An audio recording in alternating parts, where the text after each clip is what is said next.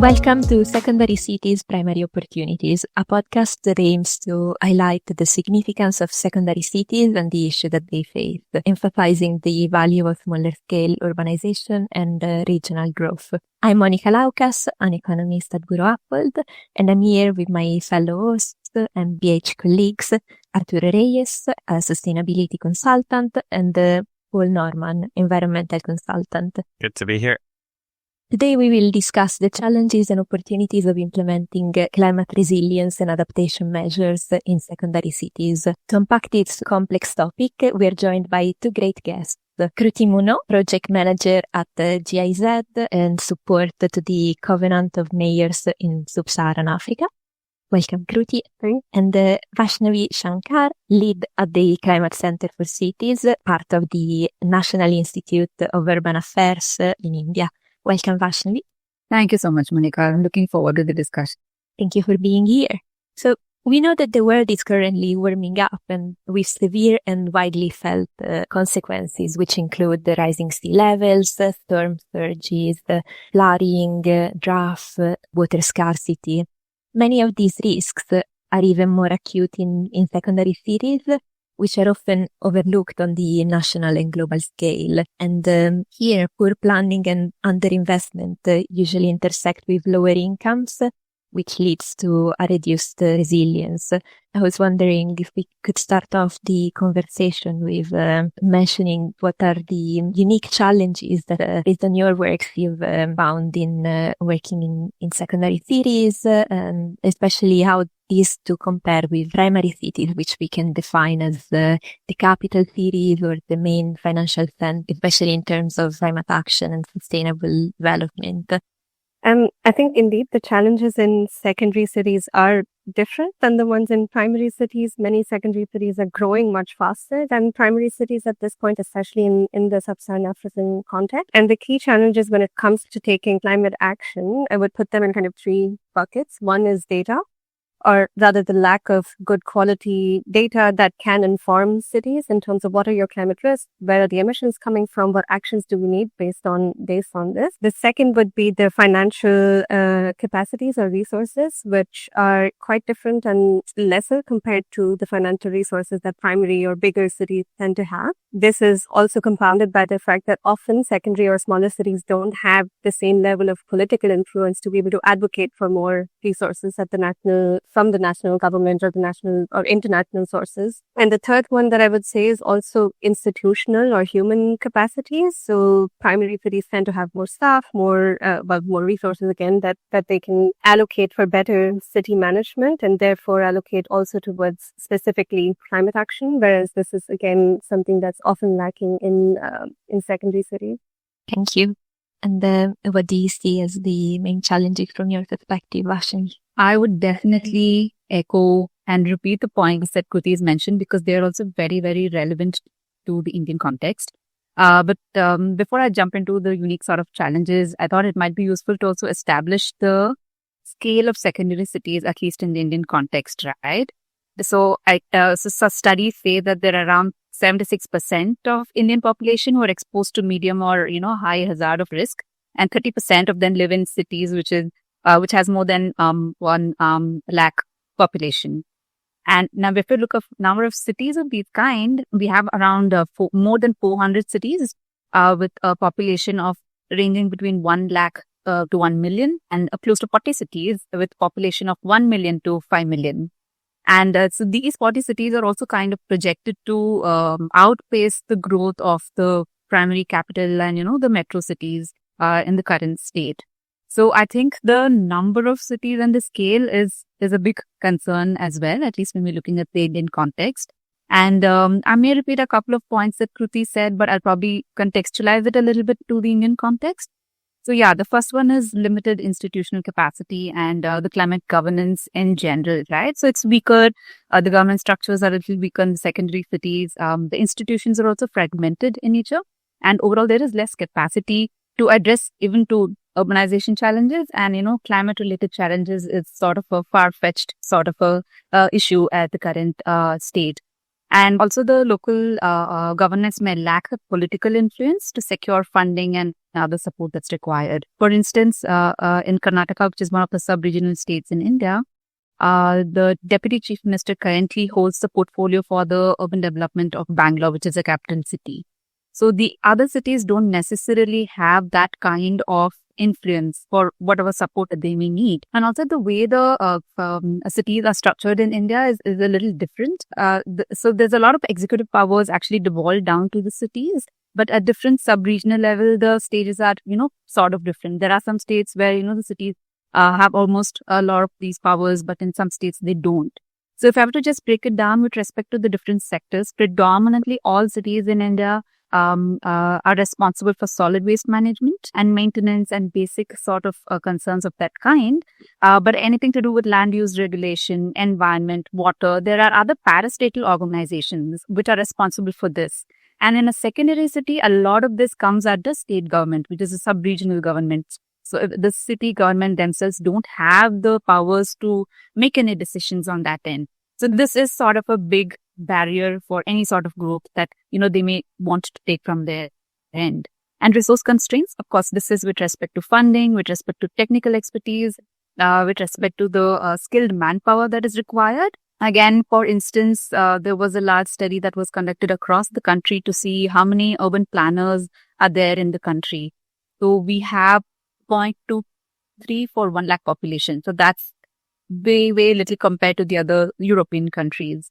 And you may also find a large portion of these in the larger cities, giving them expertise and support. But again, in the secondary cities, you may not find such sort of expertise. Another issue with respect to resource constraints and funding is because of political influence and economic growth, the larger cities may get a bigger share of funding support. But even if they have to get funding from international donors or organizations, that needs to be approved by the state government. So again, the sub-regional government plays an important role to say, okay, if we need funding, is this going to go in this city or, some other city? So that is, again, another sort of a concerning area. And the last point is on inadequate planning and infrastructure. Of course, many cities don't have master plans because in India, master plans are like the statutory instruments to guide the land use and the growth, the spatial sort of sustainability, right? So without these plans, the growth is ad hoc.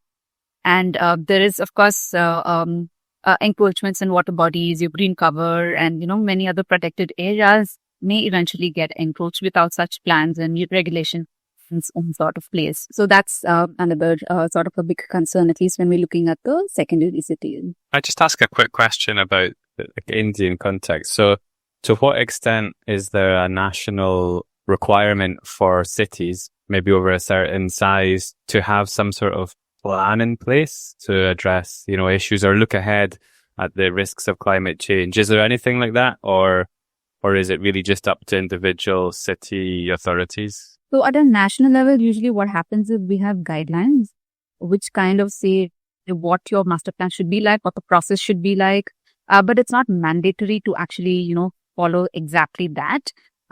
It is again left to the city governments or maybe in some places the state governments to develop these plans. Also, these plans are developed by a development authority or like a town planning department and not necessarily the city municipality. But in the last few years, there has been some amount of progress. So we have a program called Amrut in which 500 cities with more than 1 lakh population are getting support, funding for, putting up a lot of basic infrastructure. And one component under that is to develop GIS-based master plans. So your land use and baseline sort of maps. So a lot of the cities are starting to develop this. But having said that, this is sort of a baseline. It's not necessarily a master plan which projects growth and determines what the land uses should be like. But this is still a start. And, the point quickly mentioned on data sort of informing the decision, I would say this is a starting point, at least for most of these cities, which are looking at developing master plans. Great, thanks. Kurt, is that the same in Sub-Saharan Africa, in the region where you work, that cities do not have plans or master plans in place to manage growth? I think it's very difficult to generalize because it's an entire continent with many different countries and different governance and different contexts. But in the countries that I do work quite closely with, it definitely echoes everything that Vaishnavi mentioned in terms of very different mandates from the city to municipality, town, state, or county, or whatever regional level you have. It really makes a difference in how devolved the system is and how much the city can actually do. And then there's also a big difference between having the mandate or having, in theory, the ability to do something versus actually the resources that are allocated to actually fulfill these functions. So even when cities do have the mandate to, say, operationalize waste management systems or infrastructure projects, they often don't have the resources or they're not allocated the resources to fulfill those mandates.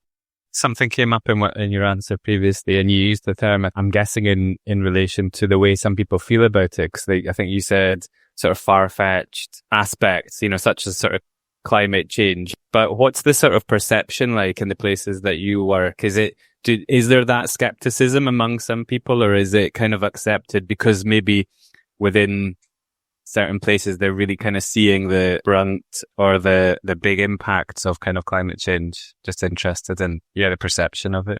So at least in Indian cities and the cities we work, there is no misconception because everyone has had first-hand experience of either like increased temperatures or flooding is like a constant, or like water scarcity. Like there have been many cities which in one season experienced water scarcity, and come the monsoon, then they're all experiencing floods. So I don't think there is any misconception in that end. But the reason is that far-fetched was in secondary cities because of the lack of resources. Their day-to-day functions of providing that support is what becomes priority, because they don't have the support and resources required to address climate change. It's not on their priority. So they may look at reactionary measures in case of flood and things like that, but it's not as a precautionary measure to actually address climate change. So in that sense, I meant that it is sort of a, far-fetched sort of a challenge. Yeah, understood. Yeah. I think it's also a bit of a narrative question, because I often feel like Vaishnavi said, the people are experiencing climate impacts on the daily. So it's not that the reality doesn't exist, but it's more, how do you make sure that this reality or this lived experience actually translates into action? And how do you communicate the kind of co-benefits of working on climate? So it's not really because a city needs to reduce emissions, which may not be a priority, but because it has other benefits, for example, economic benefits or air quality, public health, all these other more tangible benefits of climate action. I think that's where I feel like the narrative and communication plays a very important role in linking climate to economic or other development. Yeah, so like linking it to aspects that affect them in sort of daily life. Thanks. What we talked about so far, the one thing that I tend to focus so much on my work is how these impacts can disproportionately affect vulnerable groups and how that can be reversed in a way. Do you see any links between climate action and social equity and economic development in a way implemented through policies? I think indeed, of course, it is the most vulnerable groups that are the most impacted through the different climate risks. I think the challenge in kind of putting those in different buckets. So there's a different bucket of climate action, there's a different bucket of social inclusion and poverty upliftment in this kind of project, and then there's a different bucket of projects that is on economic development, infrastructure. And I think if you tend to talk about them in silos, and there are people that work on them in silos, I think that's not very sustainable. They're not competing goals. It's not climate or development. It's not climate or inclusivity. It's climate and both of those. And I think when we think of projects and when we think of actually taking climate action, it's really important to integrate those different groups. So when we're thinking of, housing, for example, or rather integrating affordable housing with green infrastructure, with considerations of employment, of any resettlement and rehabilitation that needs to be done, I think it's quite critical. And that also, when we look at the impacts of climate change on vulnerable groups, most cities tend to, as Vaishnavi said, that there's a lot of reaction work that's happening, less proactive or less integrating this into the design of projects or into early stage project development. But I think it's it's very important to do that. I think the World Bank number is that every $1 in mainstreaming resilience from the beginning in infrastructure will actually save 4 in future recovery costs. It's not only an economic argument, but it's also then strengthening local economies, strengthening local jobs, and protecting populations. So definitely, it is deeply, deeply intertwined, and you can't talk about one without talking about the other. Yeah. Similar sort of thoughts what Kruti had. So at least at the national level, of course, we have commitments for mitigation related aspects and, carbon net zero by 2070 that we have kind of like established at the country level. But I think when we talk about vulnerability, I'll probably focus a lot more on the adaptation aspect of it, because we've at least here, because the urban development is still like an ongoing process. So we focus a lot on mainstreaming it in the ongoing development. It's very similar to what Kruti was mentioning about. Also in IPCC, I think the assessment report 5 defines vulnerability in a sense that it's an intrinsic vulnerability. People are not vulnerable because a disaster is happening, but the vulnerability already exists. And, this can directly be linked to as simple as access to basic services and infrastructure. Like, say, if you have a heat wave, then do you have access to water? Is there enough green cover for respite spaces and things like that? Or say if there's a flood, then do you have like a strong solid waste management, because you don't want waste on the streets, and then if there's a flood, and that can lead into other kind of health outbreaks. And then do you have access to health infrastructure? I think these are those basic things that can, to a large extent, minimize the vulnerability to the climate sort of disasters. Just again, maybe if I can give an example. So when COVID hit India, there were 2 states. The trends started off from these 2 states, which was Kerala and Maharashtra. So you would see a spike of cases in these 2 states, and that would eventually lead to the entire country.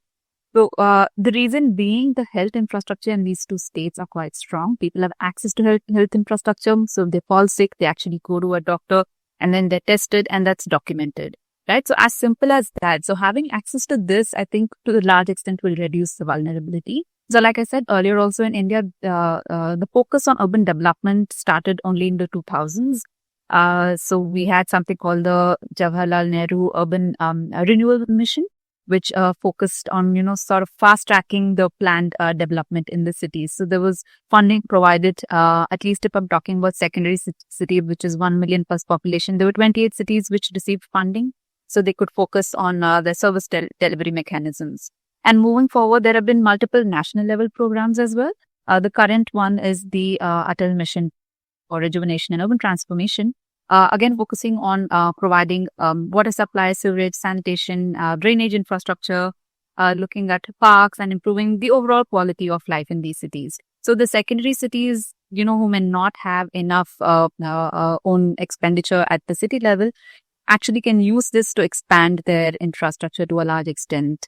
And also talking about affordable housing, when you're looking at climate resilience, it also plays an important role on the damages of these at least homes. I mean, looking at a personal front for vulnerability, because there were a couple of studies which were done in some cities in India, which said that the largest expenditure that people have after flooding was in repairing their homes. So again, that's an economic sort of a vulnerability that they have to take care of. And if we're looking at the national expenditure, again, I agree with the World Bank number that Kruti mentioned. So you have national or state disaster relief funds that look at immediate sort of addressing issues after a flood. But this has a longer impact on the social sector expenditure if, the mitigation efforts have already not been taken. So that's again an added load on the government expenditure after any sort of a disaster. So that's why the focus, at least in India, has been on mainstreaming this in the ongoing development, focusing on basic infrastructure and services. And when we're talking about economic development, again, in secondary cities, the growth predominantly happening because of whatever kind of economy that they have. It could be industrial, it could be small scale industries or tourism. So basically, it's all linked to the economy, right? So instead of looking at economic growth if the focus could be on employment opportunities, if the focus could be on, having that spatial infrastructure in place before you bring this economic growth, I think that again to a large extent can address the vulnerability. Because what happens in most cases is there isn't enough infrastructure, but then it is decided that maybe we introduce a tech park here or, something of that kind. And the infrastructure follows that development. So if it can be looked in the other way around, then at least from the climate change perspective, then I think the vulnerabilities could be reduced to some extent. Just on the point of sort of vulnerabilities, I'm just keen to understand a bit more on what your take on the differences between secondary cities and more major primary or metropolitan areas. Is the main challenge purely a kind of economic challenge in terms of recovery or implementing adaptation and resilience things, or a sort of planning at infrastructure level? Are secondary cities more susceptible because they have more informal settlements along, rivers or coastal things? Is there sort of physical elements to differences that secondary cities face that make them more vulnerable? Or is it just a challenge in terms of the finances and adapting and recovering? So I'm not too sure about the informal settlements, particularly in the secondary cities. It may or may not be the case. But the only reason being that they may not have enough infrastructure in place to begin with could cause those vulnerabilities. Of course, the reactionary mode is after, but to begin with, I think inadequate services and infrastructure could be the larger concern, and not necessarily the informal sort of settlements per se. And I guess the infrastructure, when there are extreme events and incidents, having the infrastructure and services in place to provide aid and access and things maybe is more challenging in secondary cities than primary cities. Definitely. There are also various other complexities that may not be directly linked to climate change, but there are many cities where just outside the city, there might be an industrial hub. And there are examples from Gujarat. And that is governed by the Gujarat Industrial Development Center, again from the state government, which may end up having pollution in their groundwater, in their water bodies. So the source is not from the city, from the secondary city, but because of what's happening around it. So these also to some extent can, increase their vulnerabilities to climate change after a point, heat and flood and things like that. So there are these other complexities also to be taken, to be considered. Yeah. Thinking about the lack of resources and finance and the capacity to build infrastructure as a result of that. Could you tell us a bit more about your work in this area, Kruti, with the Global Covenant of Mayors? Sure, happy to. So I work with the Global Covenant of Mayors, but the specific regional chapter for Sub-Saharan Africa, so Covenant of Mayors in Sub-Saharan Africa, or COMSA short. Where I work, JZ, we support cities that have signed up to the Covenant of Mayors. It's an alliance of cities or local governments generally. So in some cases, it's municipalities, towns, counties, so subnational government, to move from commitment to actually taking the action on climate. So that's basically done in three ways. One is the legal and planning aspect. So basically looking at the climate risk, vulnerabilities, sources of emissions, and how do we plan for the future, taking those into account. Whether that's through independent climate action plans, if there is the need for this, or mainstreaming it in the regular urban development and spatial plans and whatnot. Then the second bit is really about implementing or developing projects that are ready to be implemented. And here we come in more on a technical level, so feasibility studies or technical analysis, economic analysis for the viable project. Here you can have different sectors depending on the priority of the city, ranging all the way from renewable energy and solar rooftops to flood risk management to waste management and so on. And the third thing finally is a broader governance and capacity building aspect, which is one, multi-stakeholder, participatory, inclusive in everything that we do. And two, also encouraging peer exchanges and capitalizing on this big network of 13,000 cities globally, but 380 plus in Sub-Saharan Africa. So to be able to facilitate exchanges between cities. So those are the kind of three ways we work with cities on addressing this kind of lack of resources, lack of capacities that can lead to lack of implementation of climate action. And have you seen, as part of that, any kind of pilots for innovation or community-based strategies that you could highlight? Sure. I'm a big fan of what we call urban labs or urban living labs. I think there's many examples in India as well. But it basically is built on the fact that cities are spatial structures and they are a governing body, but they're not the only implementing stakeholder in the space. Cities do, or city governments do everything with and for the population that lives in it, whether that's academia, that's private sector, that's local businesses, civil society, and all the other stakeholders. So what we started implementing in some of the cities that we work in is specifically for more complex challenges like flood risk management or waste management, which are multi-stakeholder by default, is to actually provide forums for these stakeholders to be able to come together and co-create strategies for addressing these risks. So really looking at, for example, in Mombasa, we're working on a flood management strategy where in the beginning, there was no such governance structure at the city level for waste management. There was a disaster management unit, but it did not really have the mandates and the responsibility for flood management or flood risk management throughout the cycle of flooding. So it was very responsive, not very proactive. And so what we tried to do was actually look at who's already working on flood risk management in the city or in the county. What are they doing? Are they already collaborating with the city government? And how can the city government actually capitalize on what's happening and link it to their overall strategy or action that they need to take from a regulatory perspective. And here we also try to integrate as much as possible community initiatives, community voices, looking at the ward level. So usually in the case of Mombasa, there is a county government, which is responsible for all of this governance and implementing initiatives. And then there are ward level officers or sub-ward level officers that are really the people on the ground who know what's happening. And we found out actually these two levels often don't talk to each other. Even though they're kind of responsible for implementing what's decided at this level to the sub or the ward level. And just through a very basic, let's come and sit together and let's talk about what's happening and how do we allocate different resources to the wards that are the highest risk affected wards. I think that already goes a long way. So I think these tend to be intangible and small things, but they actually go a very long way in implementing these projects. And this is more NGO governance or government agencies and community, but is there any private companies or private initiatives that are also getting involved? Absolutely. I mean, in the case of Mombasa, for example, it's a coastal city, tourism hub as well.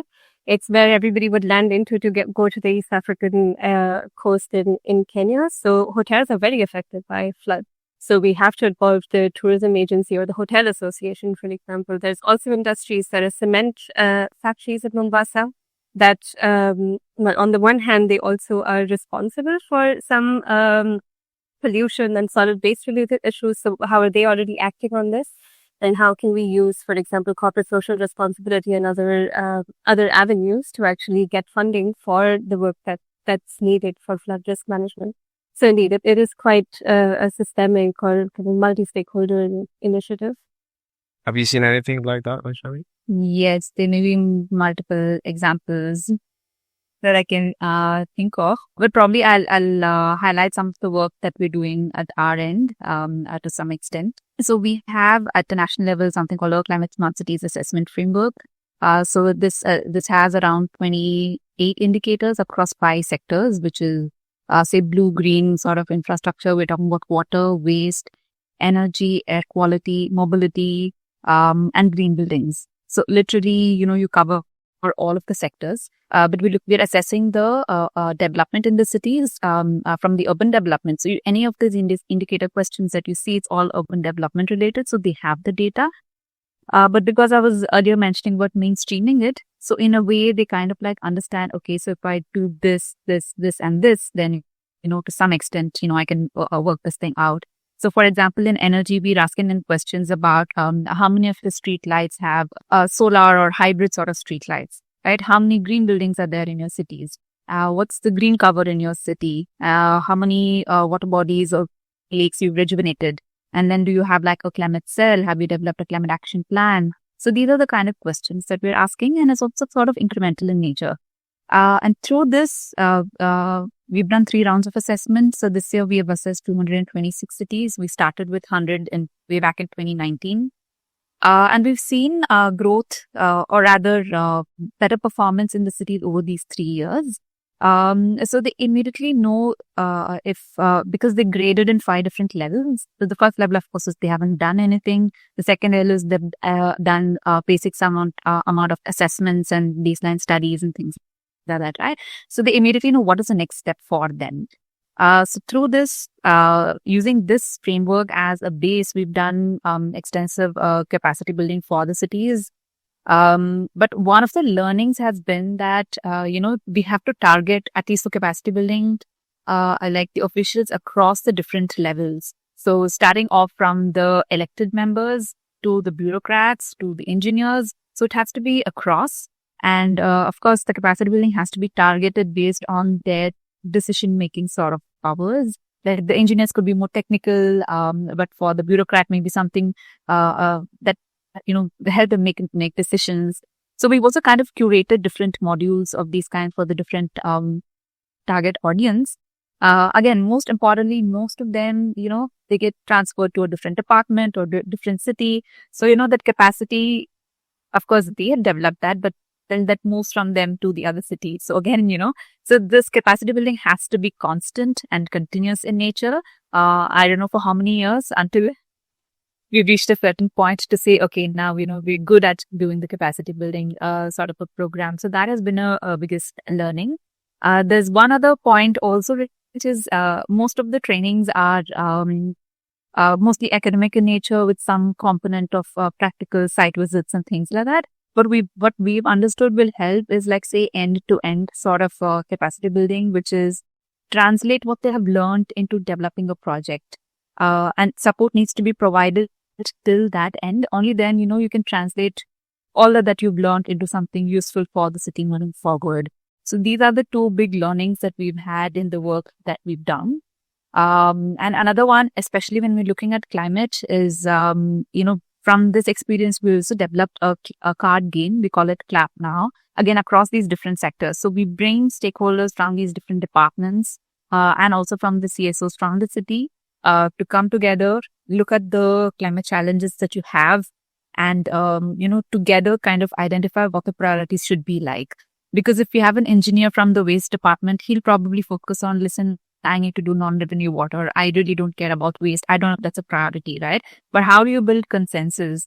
So we've had many heated arguments when we've done this game in the cities. But the outcome is that you have to identify solutions and prioritize as a group together. So eventually, they end up negotiating and, trying to make sense, okay, short-term, mid-term, long-term, what these actions could be like. So yeah, the experience of capacity building has been on these kinds. But a lot of learnings as well, because this is going to be like a constant process for many years. So, yeah.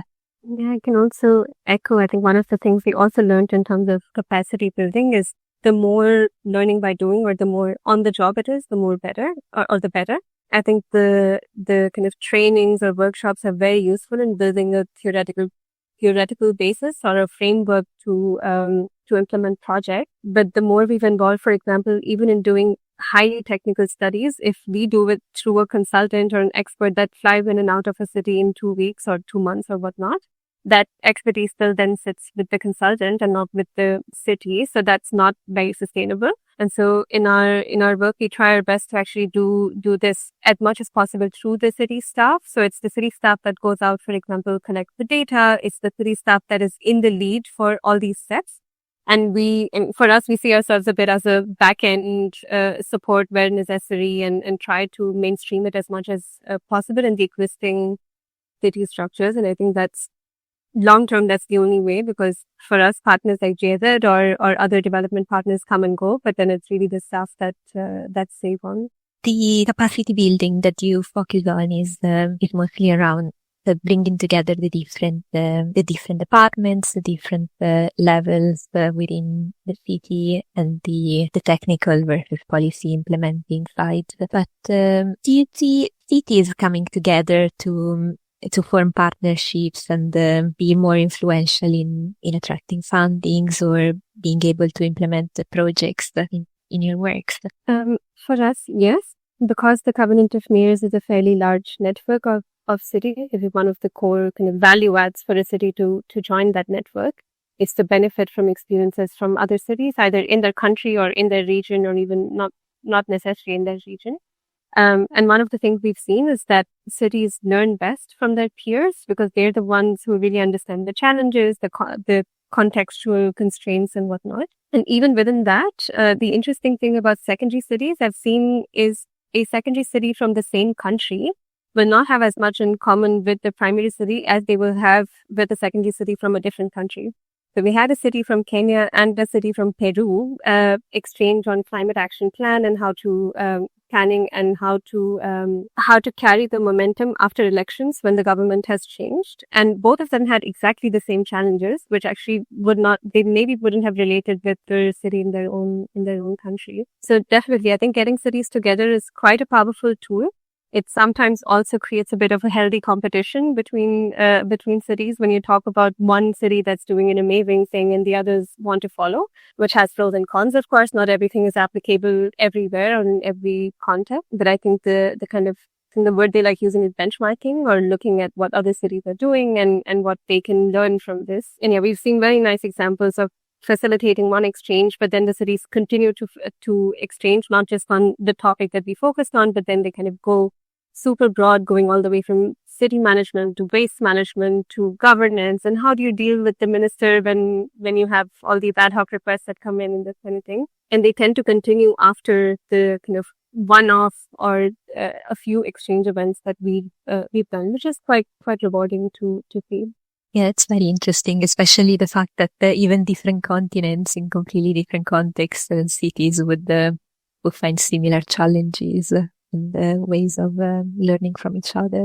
To what extent is there like community engagement or is kind of local knowledge used in thinking about strategies for dealing with it? Is it kind of largely a top-down sort of thing, or is there scope, or do you have examples of where like communities have got involved, or as I said, kind of used local knowledge of people in the area? Yes, definitely. I think involving the community or local knowledge is a way to also ensure sustainability for us, especially because we do work on your project life cycle. And so to be able to use that to actually but support the existing ecosystem and make sure it's mobilized enough to continue. I think that's quite important. I think there are also interesting initiatives that are doing bottom up climate action. At least in some countries where we've seen there are funders that come in with certain requirements. For example, they will have conditional grants to city governments based on getting requests or getting demands from the communities in different wards or sub-wards. So the city is responsible for doing participatory climate risk assessment at the community level or at the sub-ward or sub-county level. And only when they have done this and it's technically verified that it fits in the larger context and it's still addressing the climate risk and whatnot, do they get the funding to implement the actions that came from the community. So indeed, it's not the city that sits in a room and decides this is the, 10,000 trees that we need to plant, but it really comes from what the community needs. And which is also very interesting because it often does not really, it's not what you would expect from a city level, that the needs that come up from a community member. And often we have to do the kind of translating work of looking at, is this relevant to climate? How do we make it? Well, does it respond to a climate risk? Because the funding is allocated to a climate response. Yeah. Yeah. There are mixed sort of reviews or other inputs that I can give from India as well. Predominantly, a lot of it is top-down. Doing it from bottom-up, getting inputs is something that happens with a lot of external, organizations being a part of it. We're currently looking at developing participatory climate action plan and what that would look like in one of the cities. we very recently developed a framework for youth engagement in climate action, and we did extensive consultations. And in one of them, some of the youth in Kerala mentioned that, we are reached out to when a project needs to be implemented, but not necessarily during the policy development as such. And so they insisted that, they have to be part of it, from the start to end, and not just be reached out towards the end, say like a cleaning drive and, things of that kind. So I'm talking about it from the youth because, they were the ones who pointed this out. But having said that, there have been many, many examples of bottom-led community-driven sort of interventions. There have been many lake restorations that have been done purely by citizen-driven sort of examples. There's also another example of Panchayat Climate Parliament in Kerala. Although these were at village panchayats, these can easily be scaled up to the urban level as well. So they have regular meetings, discuss around climate issues, they actually collect data, do assessment at the local level, and also identify what actions need to be done. And this is kind of conveyed to the state coordinator and actually allocate funds and implement it. So it's again sort of bottom driven to raise concerns and get funds. There are also many examples of river restorations, although not bottom up, but it is in participation with the community.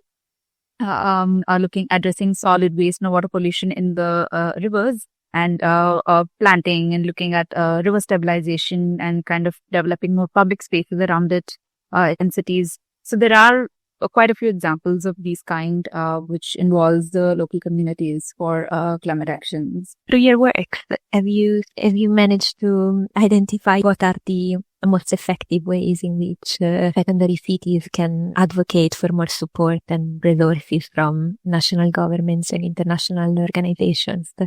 So I would say when we talk about secondary cities, we can't also blanket them as they're all the same. There are also different sort of variations because of their geographic condition, or again, like I said, the economic sort of conditions. So for seeking, support from either the national or the international sort of areas, what the could look at is grouping them, clustering them to a large extent would be a great example of seeking support. There are many cities which mostly run on heritage and tourism. So their requirements and what their development path would be very different from an industrial sort of a city. So I think making these clusters would probably help in raising concerns to a large extent, which may be similar, and also the kind of support that may be required. So this was also pointed out by one of the commissioners in Indore city, who built, or rather who were able to get carbon credits for one of their projects in solid waste management. So she did mention that this was a very difficult sort of a process, a lot of paperwork to go through an entire process of actually, getting carbon credits. And so she was saying if there were a couple of cities who've done similar projects, and if you could group them together and actually seek this, it would be what would get in return would also be more. And then the entire process may also be shared between the different cities. So this clustering is something that is emerging, and a lot of them are seeing interest and significance in it. So I think that could be one of the ways to advocate for, more support, either from the national level or even at the international sort of organizations. So in the organization where I work, we have multiple alliances. So we have something called the River Cities Alliance. So I think we are close to more than 150 at the national level cities that are part of it. So, the concern was sort of very similar. So you discuss, and this is also linked with the Ministry of Jal Shakti, which is the water ministry, which has kind of supported this alliance. So in a way, by clustering them, looking at the concerns and what would emerges from there, then you can try and create programs for them, or, raise more funds for them in that way. We have another forum for the hilly cities as well. Although that forum started off with sanitation sort of issues, a lot of climate related issues because of landslides and things are also being discussed. So I think clustering would be one good way of bringing support, raising their concerns, because it's like more the merrier, right? Because if the large cities are taking a lot of the focus, then ideally the secondary cities could cluster and, raise more voice to get support. Yeah, I completely agree. And I think that also works very well when you capitalize on an existing forum for some kind of governance, or mayors associations or sector networks or everything that a city is already part of, to be able to advocate through this that has a bigger voice on a national or international platform. And the second thing, I think strong leadership goes a very long way, not just in improving the city's management and how a city is run, but also on how a city is perceived at the national or international level. And I do think strong governors, mayors, city managers can make a big difference in terms of how a city is perceived and what resources it gets. That's great. I think this has been a fantastic conversation. Really interesting. One of the things that we're doing is asking all of the speakers on our series for a wish list. What are the 2 things that you would like to see implemented to address climate resilience and adaptation in secondary cities?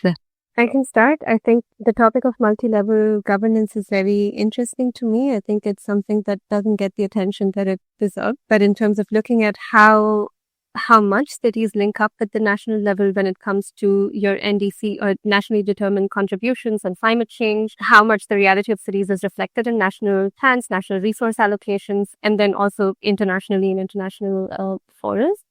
And I think there are some very interesting initiatives. For example, the CHAMP initiative that I think over 70 countries signed up the previous COP to commit to involving the subnational in their national climate processes. So I think seeing those kind of initiatives come to life would be very, very rewarding. Would be my one thing. And yes, especially. Yeah, I agree with Kruti. I think it's a multi-level governance sort of a thing, with what even I had in mind, particularly in India, because, it's a state government that kind of like de facto looks at the city level economic growth. So having a city participation in these decisions to a large extent would be a great sort of starting point when we're talking about economic growth. Because, although when we talk about secondary cities, it has to do with the population size. But, more and more, it's the economic geography sort of that shapes the functions of a secondary city. So I think the economic growth would be a very important role, and it would be nice to see active engagement from the secondary cities in the decision making of this. And the other also is in the development pathway. Secondary cities are in a state where they could learn the good and the not so good, or rather the mistakes from the metro or the large cities. So from this sort of a learning process, it might be nice to see if the secondary cities could chart out their development pathway, which not necessarily, again, like earlier that I was saying, it doesn't have to be the economic growth, but say your employment, your spatial development, like prioritizing that would be a good sort of a starting point. So yeah, I think these 2 would be very interesting to see the secondary cities, can be brought out at the center for these. Yeah, I fully agree. I think there's playgrounds for innovation in kind of resource constrained environments. And there are many nice examples of kind of low cost, locally driven climate solutions that do come from smaller or secondary cities. So that would be very, very exciting to see more of. Exactly. So, again, this is there across when we say the dominance of the large cities, it's there even in academia. When you look at a lot of the urban studies, you find extensive studies covering the large cities, but there are barely, at least from the Indian context, there are very few that you find from the secondary cities. So when looking at research in academia to start focusing on these and bringing out, the issues and challenges and the innovations that's been happening here, would also be a good point to raise the concerns of the secondary cities at national and even at a global scale. Definitely. I think especially this point is what motivated us to do this project and this podcast. Yeah, thanks very much. It's been great to have you both on our podcast and speaking with you. Thanks very much. Thank you. It was a very interesting, insightful conversation.